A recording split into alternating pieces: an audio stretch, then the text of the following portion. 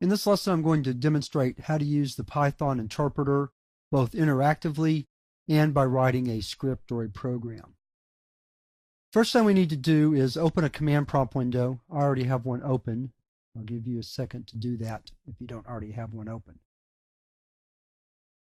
Then you can either navigate to the Python directory or you can use it wherever you are if Python, the Python interpreter command, is in your path.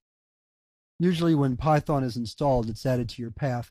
I like to work in the directory just because I like to save files there. So I'm going to navigate to the Python directory. I'm going to use Python 3.0 for this example, but Python 2.7 will work just as well. So to start the interactive interpreter, all you have to do is type in the command Python. And Python takes you right into the interactive shell. The shell lets you type Python expressions of all different types. So for example, I can type a number and that number evaluates to itself, typical literal expression. I can type an arithmetic expression or a numeric expression and Python will interpret that correctly. We can also print strings. So I'll print hello world. Notice how I do that. The print command requires its argument to be in parentheses. And because I'm printing a string, I put that in quote marks, and you can use double or single quotes. Let me show you what I mean. So that works. And single quotes work just as well. We can also do fancier things in the interactive shell. For example, I can assign a range to a variable. Then I can write a loop. Notice that you have to indent. And then if that's all I want in my loop, I hit enter once and then leave a blank space. And then notice on the second enter, it lists my numbers 1 through 10, which is the range I defined in this range statement right here. Let's do a little fancier example of the same thing. Declare variable sum equal to 0. There's a mistake. I'll leave it in because it's instructive to see where the mistakes come in. What I forgot to do was, I'm trying to write a for in loop or a for each loop, and I forgot to put my variable. So for I in numbers, we'll clear that mistake. Be sure to indent. This time we're going to add each number in the range to sum. Then to determine what the sum is, I'll just print it out. And the sum is 55 because 1 plus 2 plus 3 plus 4 ... 10 is equal to 55. That's probably enough demonstration of the interactive shell. We'll be seeing it again. So to exit out of the shell, I type exit with open and close parentheses, and that takes me back to the command prompt. Let's clear the screen.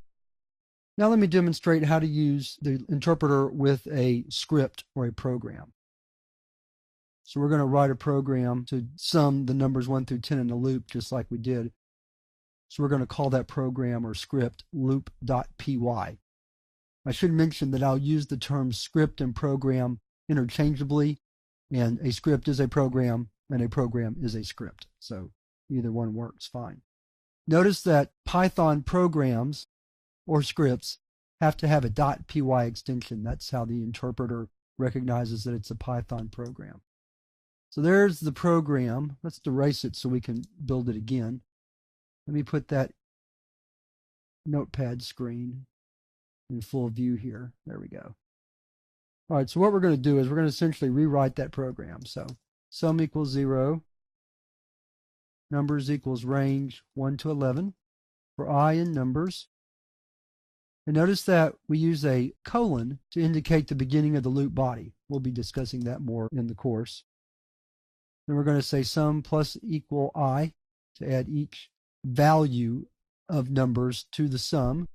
And notice that to indicate the body of the loop that we indent. So here I indented 3 spaces. You can pick the indentation that you choose.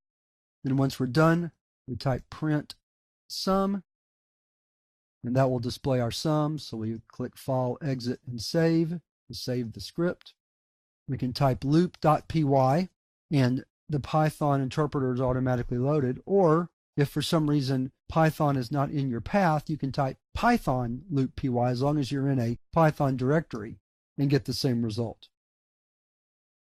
So that's our overview of using the Python interpreter. We'll be using it more in these review lessons, and you'll get a better feel for how it works.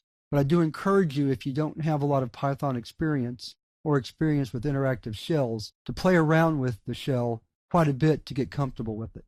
Even though I'll be writing programs or scripts primarily in this course, there are a couple of occasions where I use the interactive shell, and it'll help you follow the lessons better if you already have some experience using the shell. But with that, we're ready to move on to the next lesson, where I'm going to discuss how Python works with variables and data.